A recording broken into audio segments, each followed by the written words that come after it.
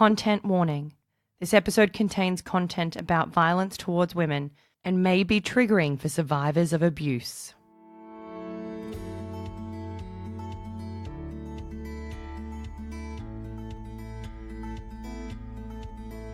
Welcome to With You Every Step, the solo travel podcast that explores, explains, and hopefully inspires you to travel the world by yourself. I'm your host, Michelle Lee.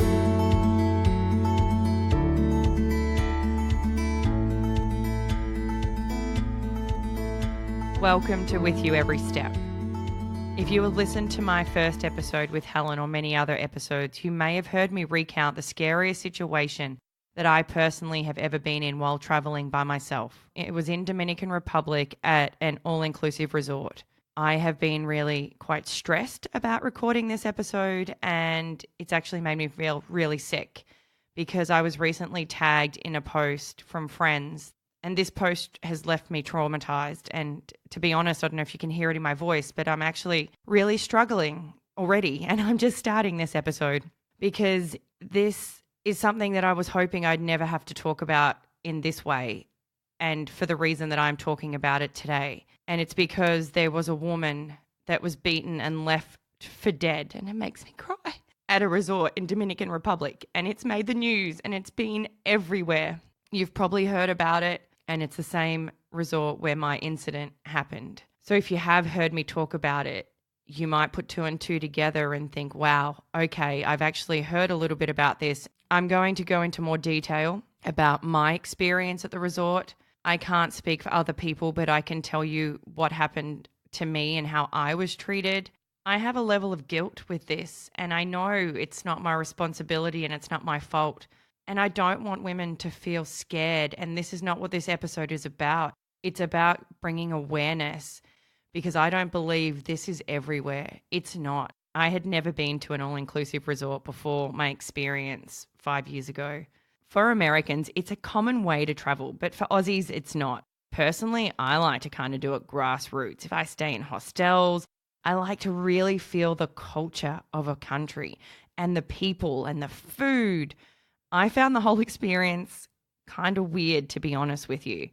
There's a real sense of luxury that's attached to it, which is beautiful, and it's at a kind of a budget price. So when my friends invited me to their wedding in Dominican Republic at the Majestic Elegance Resort, I thought, wow, I looked it up.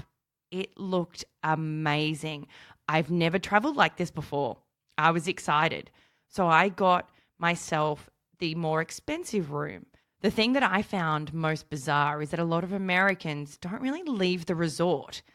I was keen to go and explore the country, but everyone around was like, no, not really. We did a couple of day trips, but that was really it. Everyone was really happy to stay at the resort, which the resort is beautiful, and I can see why. The food was all Americanized, so it's not like you're even eating the local cuisine, which I found was quite bizarre because when I travel, I like to eat the cuisine and try it at least. I'm not very adventurous. If you've listened to my other episodes, you may know that already. But I like to feel like I'm in another country. I could have been at a beach up in Queensland in this resort. I really wouldn't have known much different apart from the stuff. I was there for a friend's wedding and it was beautiful. I loved the idea that all her family and friends were all together on this massive, giant holiday together. We were having fun. We were going to the nightclubs. We were going to the pools, to the beach. We were participating in the volleyball games. It was really what I had seen on TV and in movies. I was really loving it. My friend had around 60 guests, I think, for the wedding, and we're all staying at the same resort. I had booked myself into the 18 plus section of the hotel, and I was staying in the room by myself. At one point during the day, I was walking to meet everyone at the pool. For some reason, a lot of the staff there thought I was French. Now, if you look at me, I don't actually look very French. I can pass for Spanish. I mean, my mum is Greek and my dad is Croatian, so I'm definitely got the European look about me. But French, it's the first time this has ever happened to me. One male staff member was staring at me as he was walking past, and I was by myself. There was no one else around, and he was walking towards me. And when he got close to me, he said, bonjour. And so I just said it back. Bonjour. I must have been convincing, and he must have thought that I was actually French, because then under his breath he mumbled, I would do you every day. And at first I was a bit taken back by it, and I thought, do I comment or do I not? As a woman, we have to choose our battles. Women understand we get comments all our lives, and most women have. And so you have to pick your battle. This was one I wasn't willing to take. So I just kept walking and didn't say anything. So I continued on with the day and everything seemed fine. The wedding was absolutely stunning. It was so beautiful. We had such a great day, moved into the evening, and the reception was beautiful. I had noticed, though, that the male bar staff had started paying me a lot of attention. I was getting stared at a lot. So were most of the women. There were a lot of very attractive people in this party. Some of the most beautiful people I've ever seen in my life, to be honest. But I was one of the only women that was totally by myself. There were other single people, but they had come in groups, so they were staying with their friends in their room. I was the only complete solo person. We were dancing on the dance floor. I was having a great time, enjoying the wedding.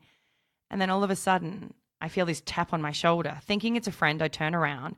The male bartender standing right behind me. It scared me a little, and I looked at him like, yes, what do you want? And he said, do you have a boyfriend? I was a bit startled by this, so I quickly, feeling uncomfortable, grabbed one of the boys next to me and said, yep, this is my boyfriend. My friend caught on to kind of what was going on, and he said, what are you doing? And the bartender went back to the bar. This made me feel really uncomfortable.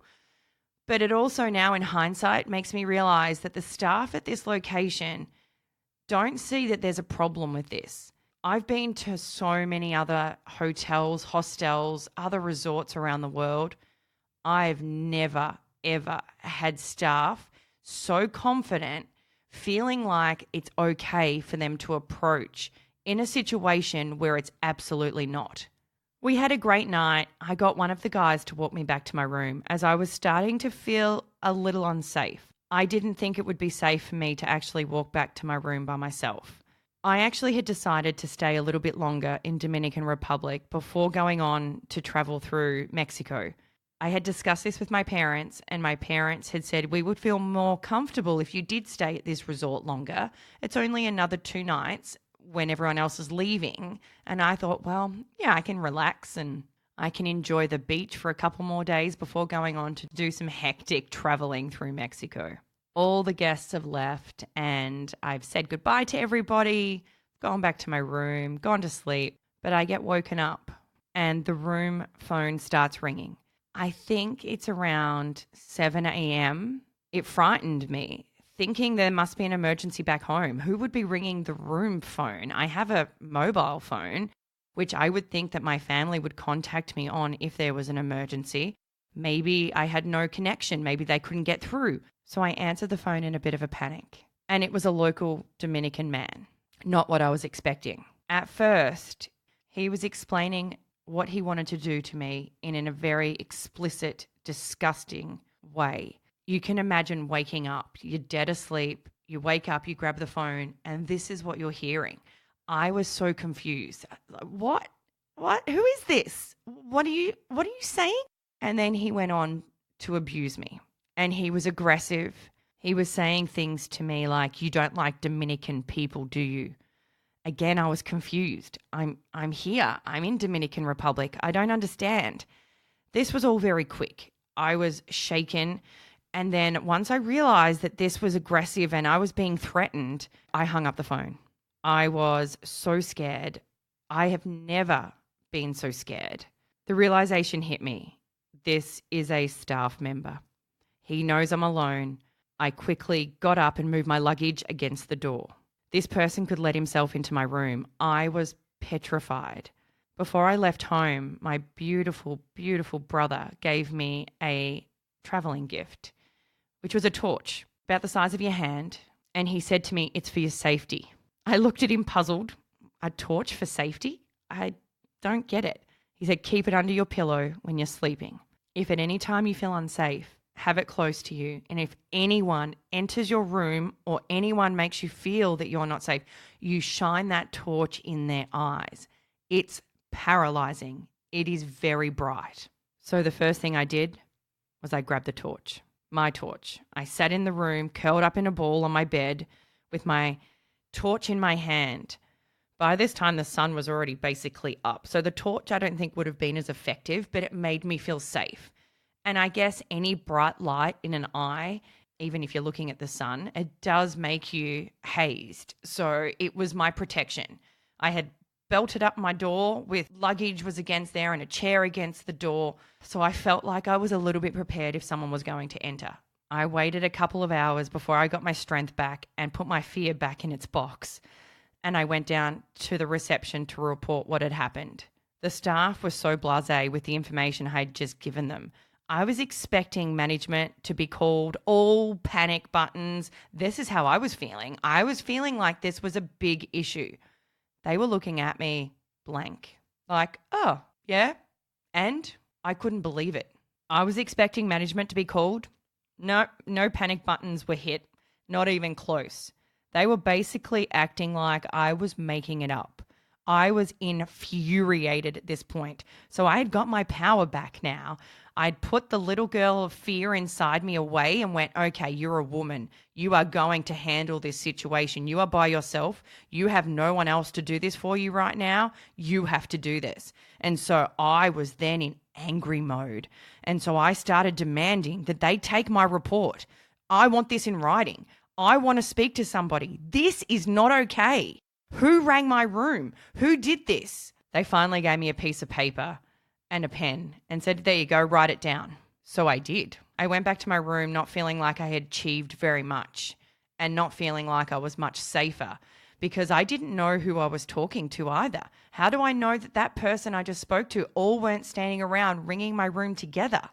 I have no idea what's happening here. I gathered myself together and thought, what do I need to do to make myself feel better? And something that makes me feel a little bit better is to go for a bit of a run. I put my jogging gear on and went for a bit of a run down the beach. This whole time that I was running, I was contemplating, do I tell my parents or not?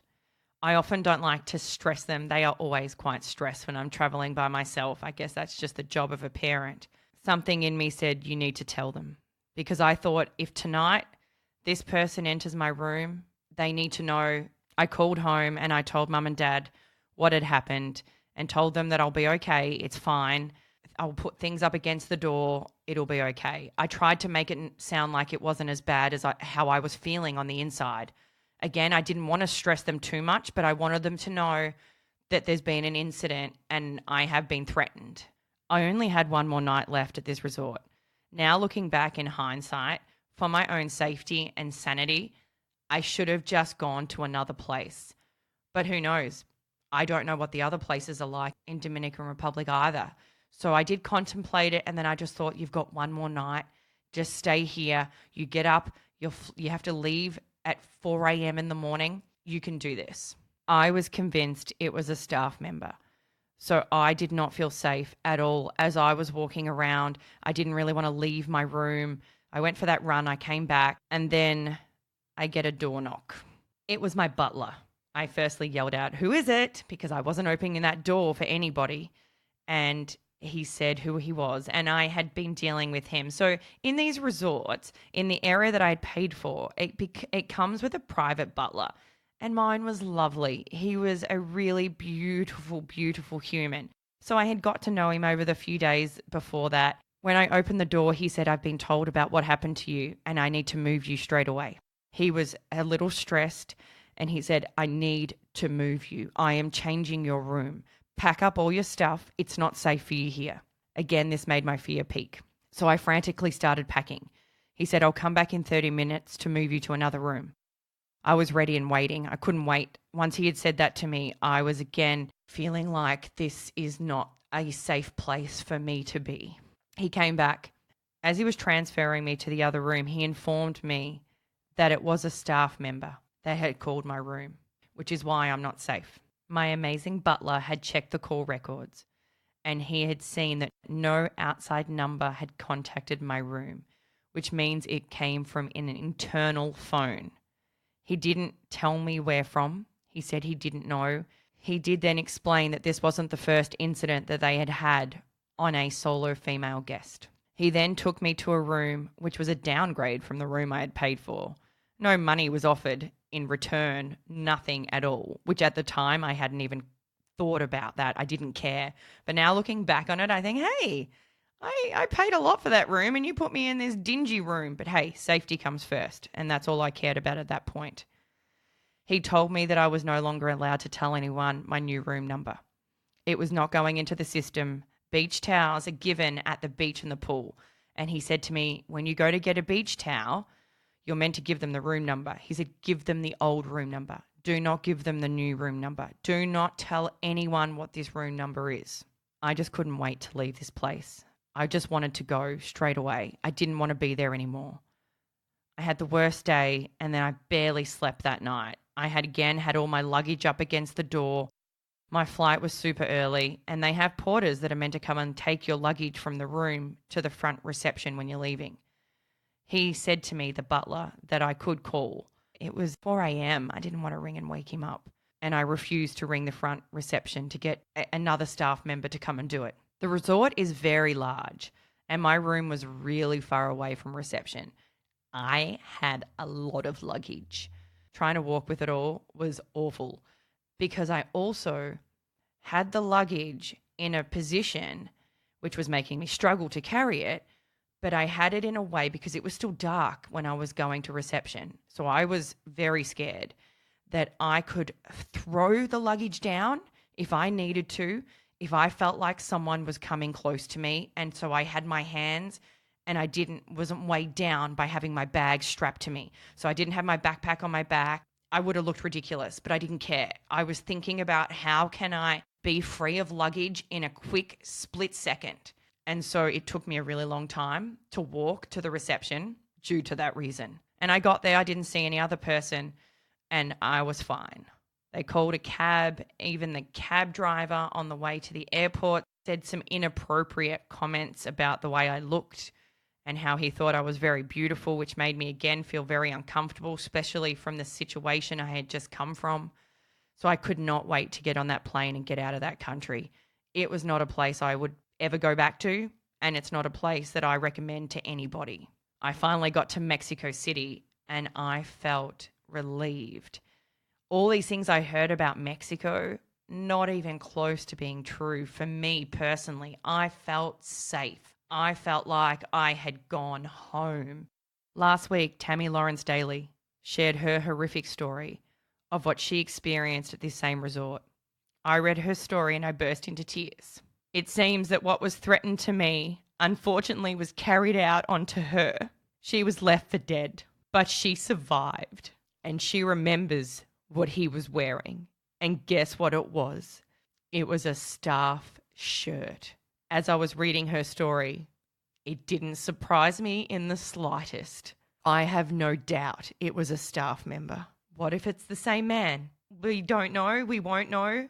It is a coincidence that what was threatened to me, then the same actual attack was taken out on another woman. My visit was nearly 5 years ago at this location. I then frantically started looking at reviews on this resort. I wrote a review years ago warning women to stay away from this resort.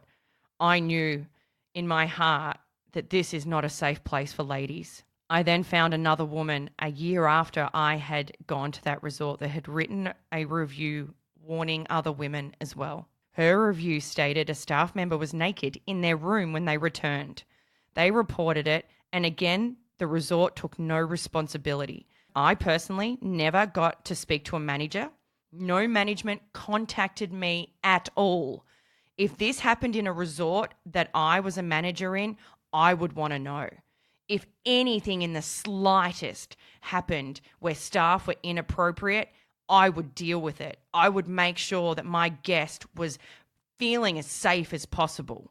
Nah, did not hear from any management. This is not acceptable.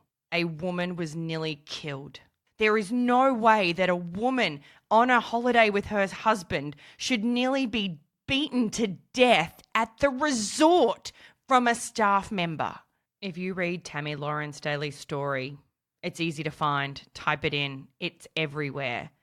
You will hear similarities from the story I told you to what ended up happening to her with her husband trying to find her. And her husband's story is that they weren't helpful. They already have reports that staff have crossed the line. They should never have questioned him. They should have been looking straight away. I applaud Tammy for going public on such a traumatizing event. Her strength is unbreakable. It's been reported that Majestic Elegance has made a statement. I don't know if it's word for word. I don't know if it's correct. It's only what I've read in the press. So I'm not speaking on their behalf. But what I have seen is that they are commenting that she only went to the press after asking for $2.2 million. She deserves that money. They should be giving her that money. She's gone through a horrific experience that's changed the course of her life. I haven't seen any statement there where they're taking any responsibility at all. It doesn't seem like that in the press releases I've read. They should be. They had reports previously that their staff had crossed the line. And not only that, their staff knew it. That butler of mine told me. He knew that this was happening. So they all know. The American press are focusing on women's safety while traveling. I don't want women to be scared. I don't want ladies to stop traveling. I've traveled all around the world. I was in Zanzibar in Africa, and I was by myself going back from one town to another. And in the taxi, I was talking to the driver, and I asked him and said, I felt really safe here. Is there much crime? Africa is known for really high crime rates. And there are certain parts of Africa where I totally would not be walking around ever, anywhere by myself. But in this section, I felt safe. And he said to me, the reason that it's very safe on this island is because us locals take it into our own hands if someone does something to our tourists, because we don't want to jeopardize what we have with tourism here. So we want people to feel safe. Now, I'm not condoning vigilante behavior at all. I just wanted to make that point of the differences in certain countries. Not everywhere is a bad place. Not everywhere is awful for women to go to. Yes, we have to be aware, but it's okay. It's okay to travel. My whole point of this podcast is to inspire people, and women in particular, that you can go out there and do what you want. Don't let this one resort that I had my worst experience at, and Tammy had her worst experience, and some other women had their worst experience. I'm sure there might be others. Don't let these stories make you feel like you can't travel. I personally would never go back to Dominican Republic, and I warn people about going there. I've stayed at hotels, hostels all over the world. Would I go to an all-inclusive resort again? I think I would struggle. I think it would be something that I would really have to work hard to get the courage to do. Maybe one day I will. Please, women, don't be scared to travel. Like the advice my guests and I have given in all my other episodes. Be smart, do your research. I have never experienced the lack of respect for women or care from an organisation anywhere else in the world. Please don't think that everywhere is like this. They are not. Tammy, my thoughts are with you in your recovery, physically and mentally. Your strength is powerful and your light is still shining bright. I hope one day you'll be able to travel again and enjoy it, and that this horrible incident that happened to you never happens to anyone else. Thanks for listening to With You Every Step, hosted by Michelle Lee. We do hope you enjoyed listening, and if you did, make sure you tell everybody. If you didn't, nobody likes a Debbie Downer. Please subscribe to get up to date with our latest releases, and give us a thumbs up on our social media at With You Every Step. We love to hear from you. If you have any questions or inquiries, head to the Contact Us page at our website, michellelee.com. That's also where you'll find all our blogs mentioned in the podcast. We love to hear from you, and if we have inspired you to travel, thanks for listening. Love life and adventure on.